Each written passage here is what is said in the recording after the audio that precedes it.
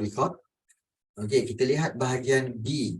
Okey, untuk set UASA set yang kedua ni, untuk geografi tingkatan 3.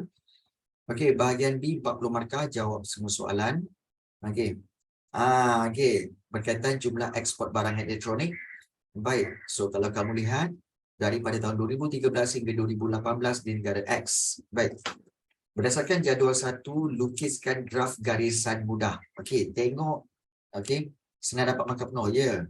Lukiskan graf garisan mudah untuk menunjukkan jumlah ekspor barangan elektronik dari tahun 2013 hingga tahun 2018 di negara X. Gunakan skala menegak 1 cm mewakili 5 juta. Maknanya, okey, untuk 1 cm mewakili 5 juta, kita tahu bahawa apa yang kamu kena buat sebenarnya adalah mula-mula kamu akan buat satu garisan, okey, iaitu daripada, kita kata daripada atas ni, okey, bawah sampai ke bawah ni.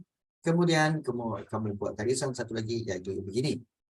Okey, dan kebiasaannya setiap satu kotak ini sebenarnya adalah dia punya saiz tu adalah 1 cm. Saiz tu adalah 1 cm kebiasaannya. Ya, 1 cm saiz dia tu. Jadi bila 1 cm kat situ, maka bila kamu gunakan skala menegak 1 cm mewakili 5 juta. Maknanya, okey, 5 juta, maknanya 5, 10, 15, 20 lah. Begitu. Kan? Yang di bawah itu adalah kamu buat yang tahunnya. Betul? Okey. Jadi, kamu akan buat 5, 10, 15, 20 begitu. Jadi, bagaimana kamu nak buat? Iaitu, kamu tandakan seperti ini. Iaitu, katakan kosong kat sini. Kemudian 5, 10, 15, 20, 25, 30, 35, 40, 45, 50, 55. Begitu. Okey. So, buat macam tu. Okey. Dan kemudian kamu labelkanlah 5, 10, 15, 20 semua. Dan kemudian yang di bahagian bawah itu, kamu juga buat mengikut tahun. 2013, 2014, 15, alamak. Okey. Okey, iaitu 2015, 2016, okey. 2016, 17, 18. Buatlah macam tu. Okey. Jadi, ya. Okey. Jadi, apa yang kamu akan dapat, okey, dia punya bentuk. Kita kata sebagai bentuk graf itu nanti, bentuk dia adalah seperti inilah. Okey, iaitu macam tu, kemudian naik lagi, kemudian macam itulah. Lebih kurang. Tapi, okey, cikgu just nak tunjuk cara-cara bagaimana untuk kamu bina graf garisan. Cara-cara je. Jawapan tu sebenarnya, okey, kamu dah tahu. Jadi, cara-caranya kamu kena buat, okey, graf menegak dan garisan menegak dan juga garisan melintang. Dan labelkan dia. Boleh Cikgu rasa ini ramai yang tahu. Tak ada masalah kan Baik. Cikgu apa nama syarikat getah di Malaysia ni? Soalan dalam exam sejarah saya. Okey, exam sejarah Okey, nama syarikat getah di Malaysia banyak. Syarikat getah di Malaysia okey adalah seperti iaitu Guthrie. Kemudian juga Sandarbi. Okey. Dan juga Harrison and Crossfield. Crossfield. So itu antara baik. So kalau suhu dan bilangan, dengan bilangan graf gabungan kat cikgu. Ya betul. Kalau suhu dengan bilangan, graf gabungan. Ya betul. Bagus. Okey. Baik. So tak apa, kita boleh tinggalkan situ. Baik, soalan B, berdasarkan jadual 1 dan graf yang anda lukis, apakah yang dapat ditafsirkan tentang jumlah ekspor barangan elektronik dari tahun 2013 hingga tahun 2018. Baik. So, okey, apa yang kamu kena cerita sebenarnya? Ini ramai yang confused. Korang tengok betul Baik, berdasarkan jadual graf ini, apa yang dapat ditafsirkan tentang jumlah ekspor barangan elektronik dari 2013 hingga 2018 di negara X. Baik, 4 markah. Baik, apa yang kamu kena tafsirkan? Kamu kena tafsirkan trend dia. Trend dia iaitu kita kata trend graf itu. Okey, trend graf iaitu kita tahu pada mulanya dia buat apa? Mula-mula dia menunjukkan penurunan. Okey, menunjukkan penurunan, okey, penurunan dan kemudian meningkat semula. Macam tu. So trend graph, kamu kena cerita tentang trend graph, menunjukkan penurunan. Sebab apa? Kamu tengok betul-betul kan itu kan turun dulu.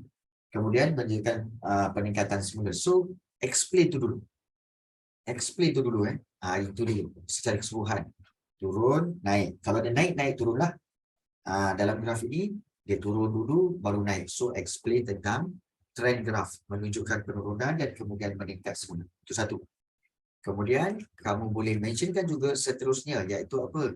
Iaitu di mana tentang yang manakah ekspor paling tinggi. Ekspor paling tinggi pada tahun bila? Iaitu tahun bila dan berapa? Kemudian kamu juga boleh mentionkan tentang ekspor paling rendah. Iaitu pada tahun bila dan berapa. So ini yang dikatakan sebagai kita kata sebagai memberi tafsiran. Dan kalau kamu rasa macam tak cukup, cikgu 4 markah, cikgu satu lagi. Satu lagi kamu boleh mentionkan tentang jika ada tahun-tahun yang trend yang sama. Trend yang sama ada jumlah dia yang sama. Maknanya jumlah yang hampir sama. Jumlah yang sama ataupun hampir sama. Maknanya pada tahun bila? Begitu. Jadi inilah yang dimaksudkan sebagai tafsiran. Trend graph keseluruhan, kemudian ekspor paling tinggi yang mana, ekspor paling rendah yang mana, kemudian trend dia yang sama. Jadi ini melayakkan kamu untuk mendapat 4 markah. Dan kalau kamu tanya macam mana nak jawab cikgu? Perlu tak huraian? Tak perlu. Dan macam nak jawab? Macam kamu jawab dalam sejarah. Iaitu berdasarkan jadual satu dan graf yang saya lukis, macam tu. Dapatlah ditafsirkan bahawa terus kepada trend graf.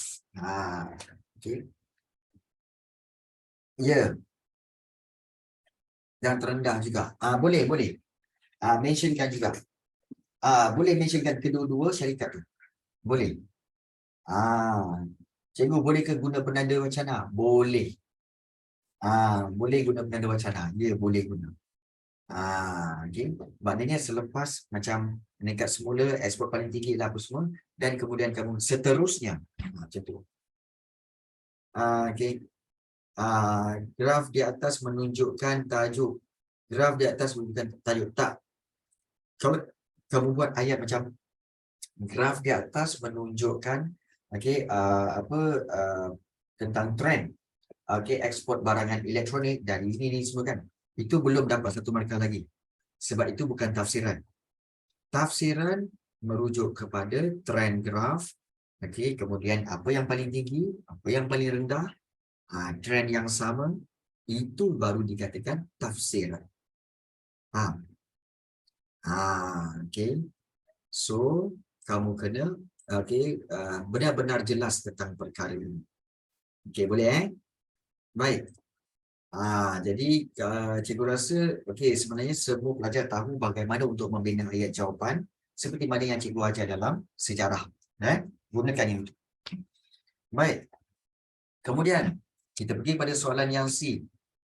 Terangkan kepentingan ekspor barangan elektronik terhadap sosioekonomi di negara X. Terangkan kepentingan. Maknanya faedah. Kepentingan ialah faedah. Manfaat. Ekspor barangan elektronik terhadap sosioekonomi di negara X. Baik, yang ini yang selalunya pelajar-pelajar ni sukar untuk memahami kehendak soalan. Soalan apa cikgu sebenarnya? Kepentingan lah, maknanya faedah ekspor barangan elektronik. Masalahnya terhadap apa? Sosioekonomi. Maknanya terhadap apa? Apa itu sosioekonomi? Maknanya terhadap sosial dari sudut ekonomi.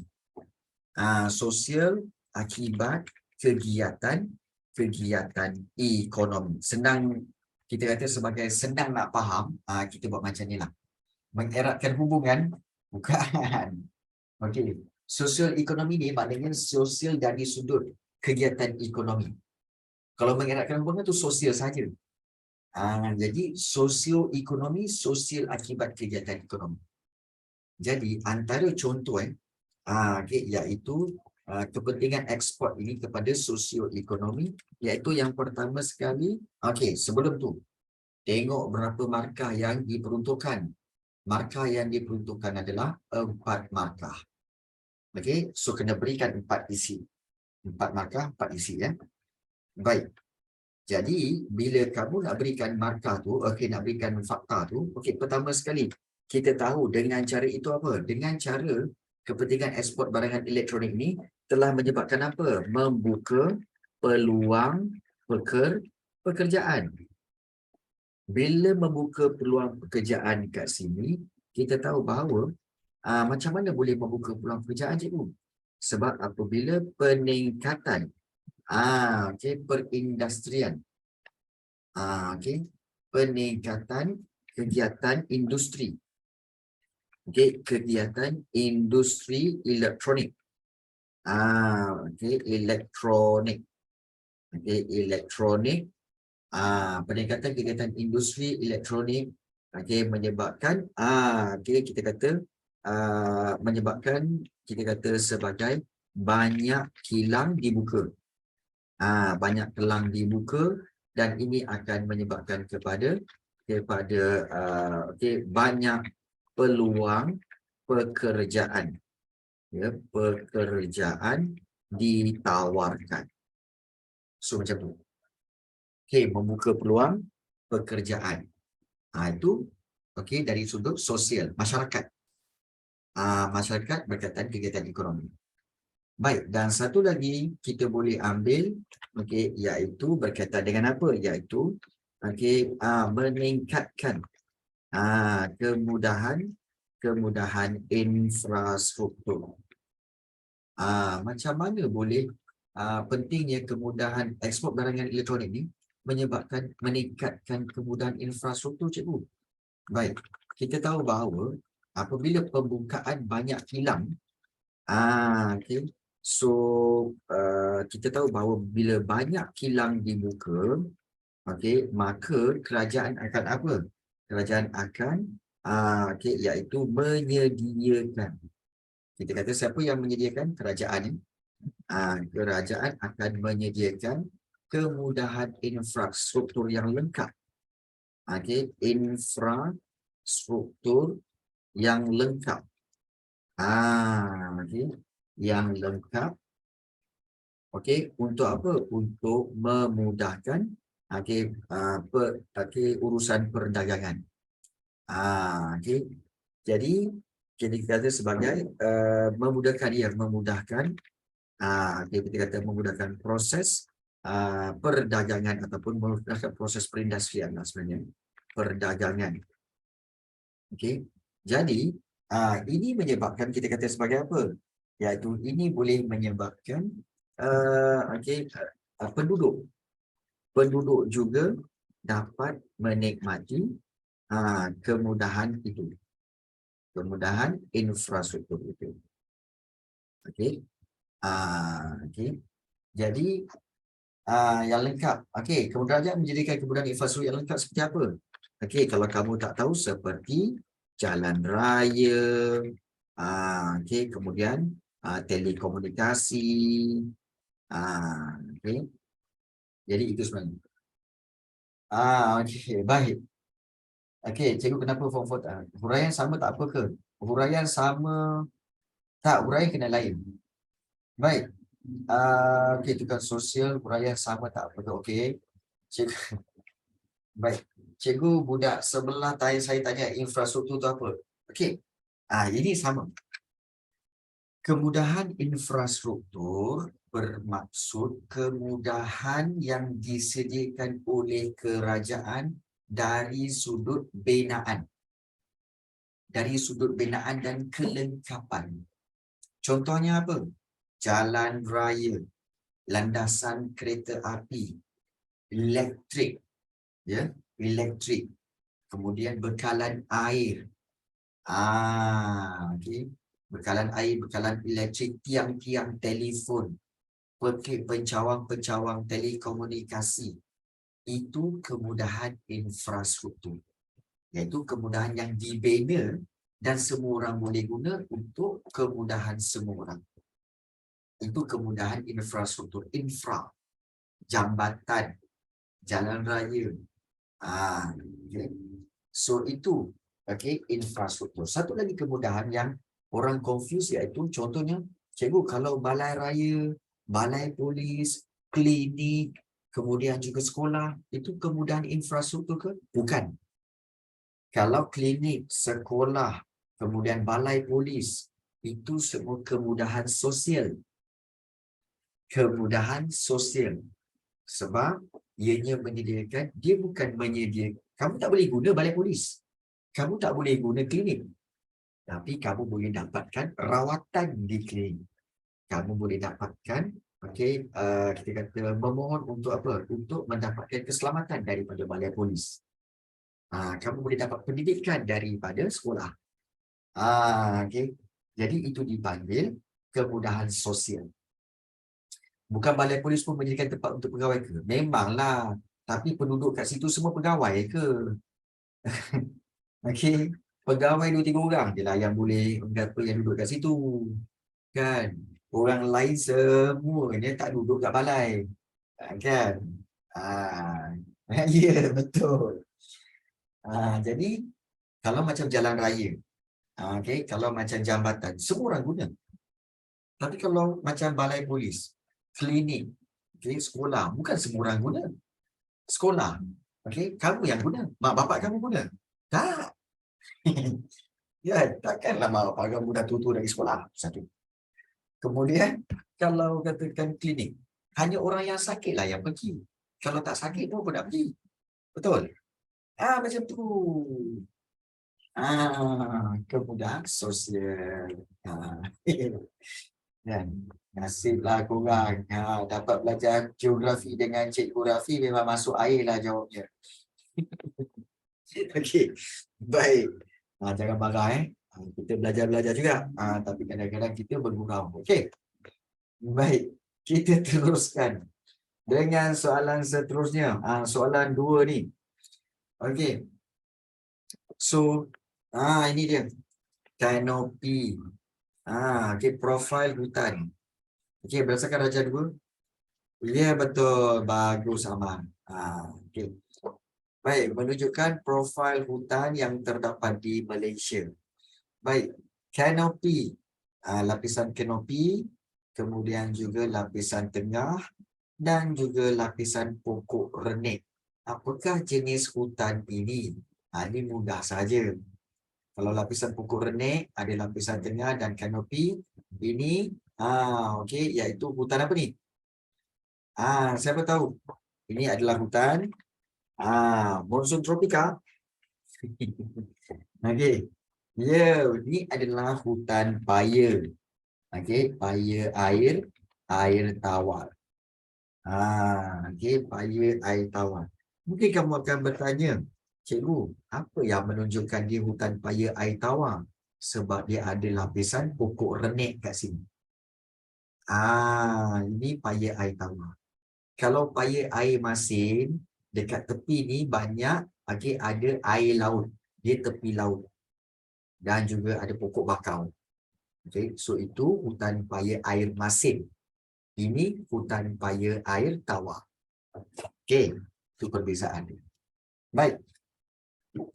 Nyatakan 2 jenis akar yang terdapat di hutan ini. Senang sangat ni.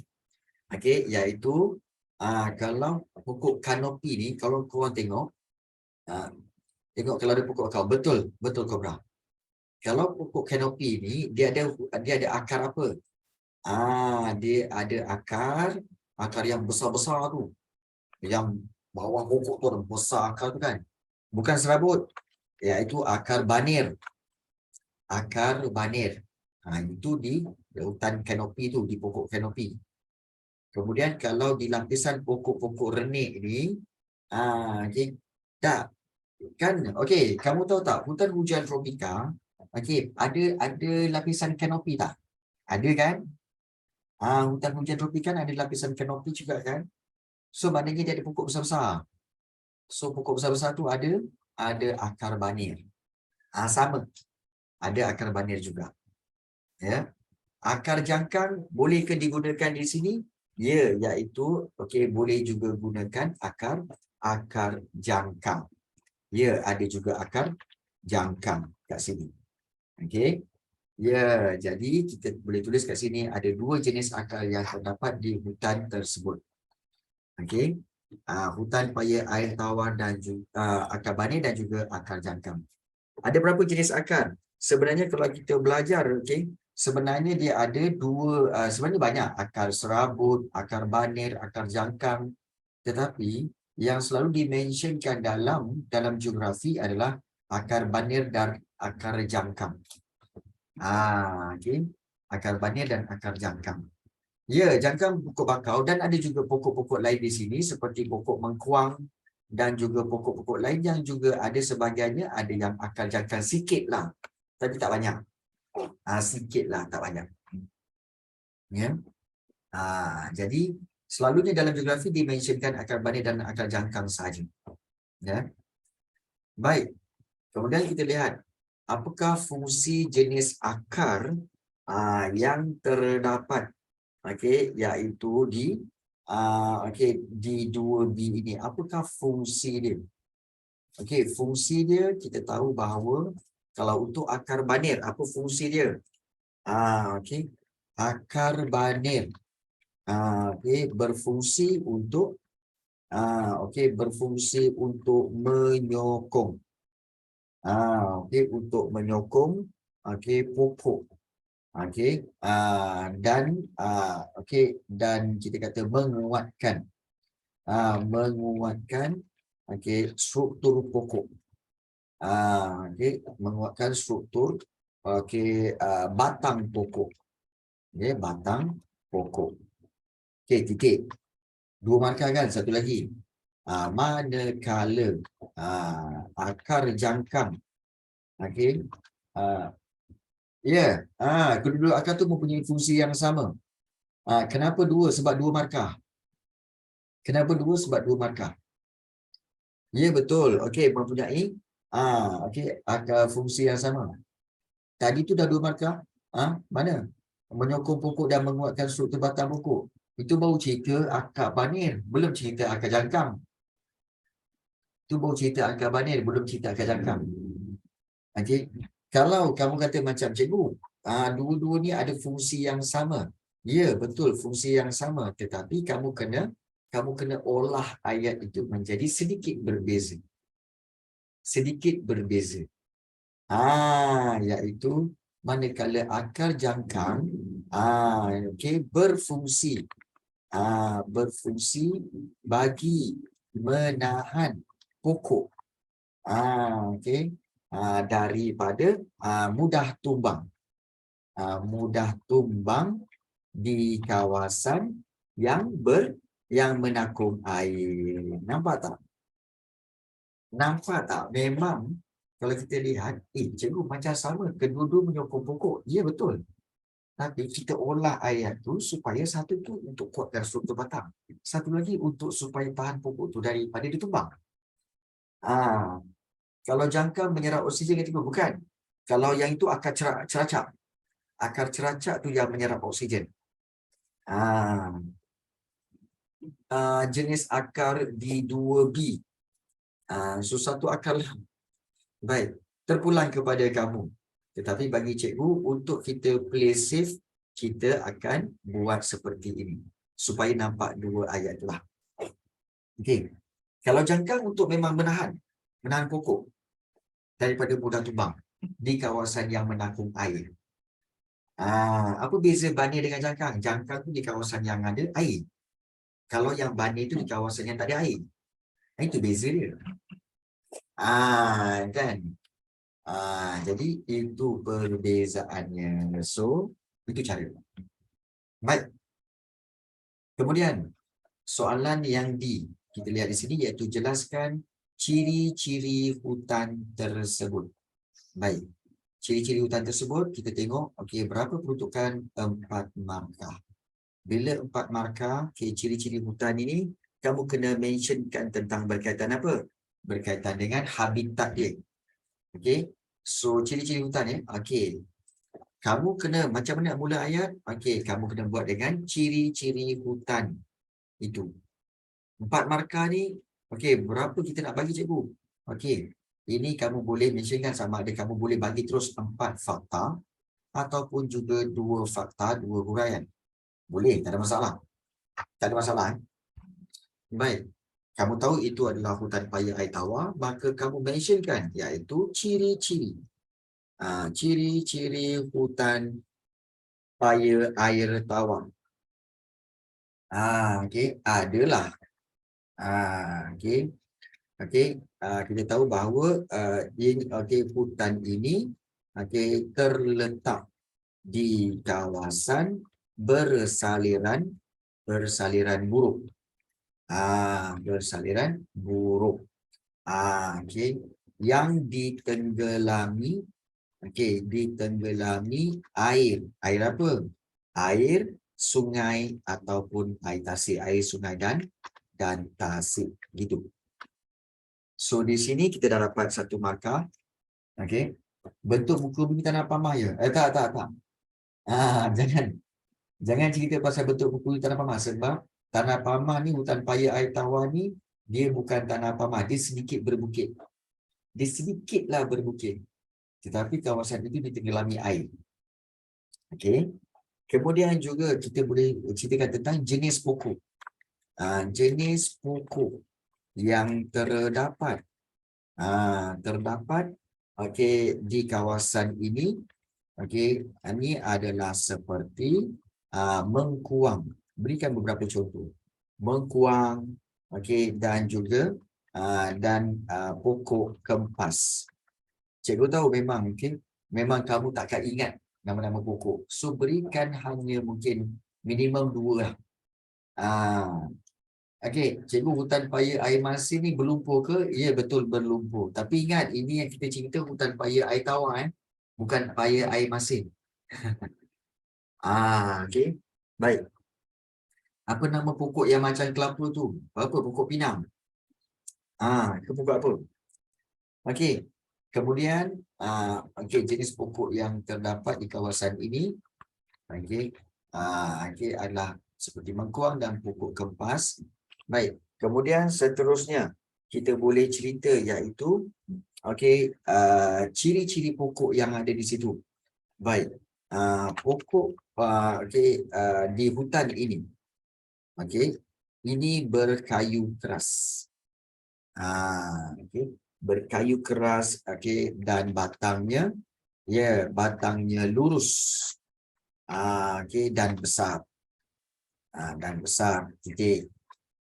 Tak perlu dia panjang-panjang.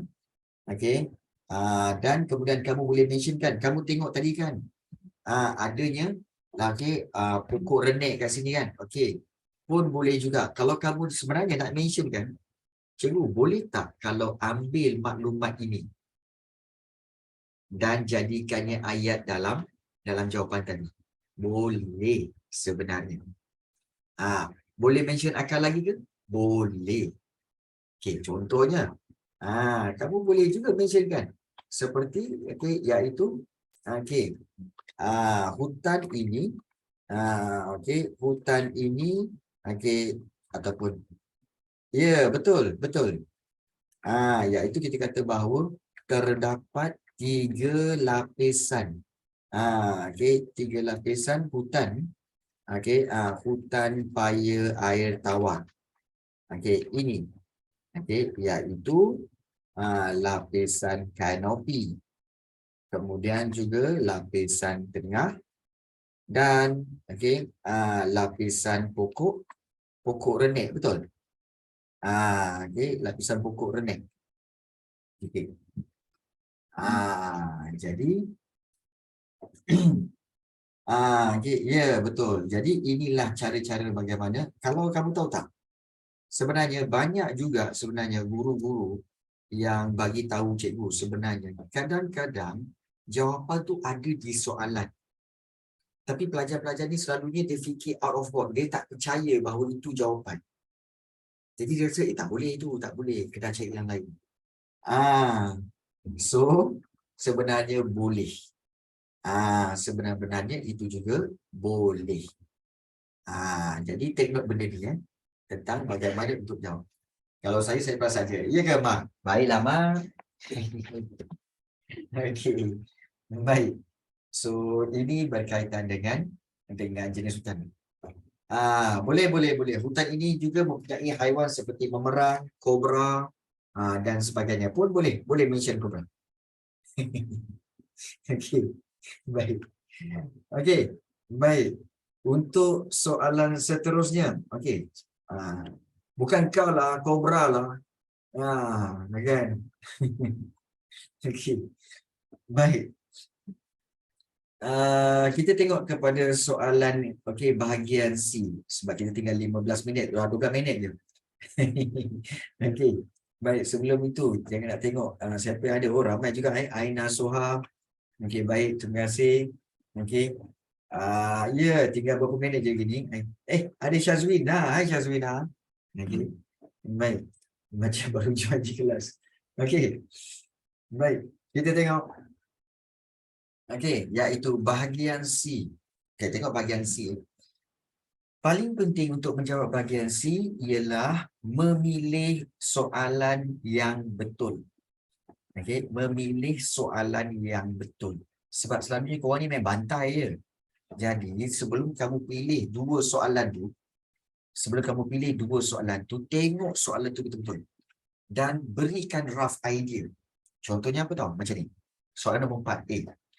Bagaimanakah hidupan liar memberi kepentingan dalam ekopelancongan? Ekopelancongan, hidupan liar.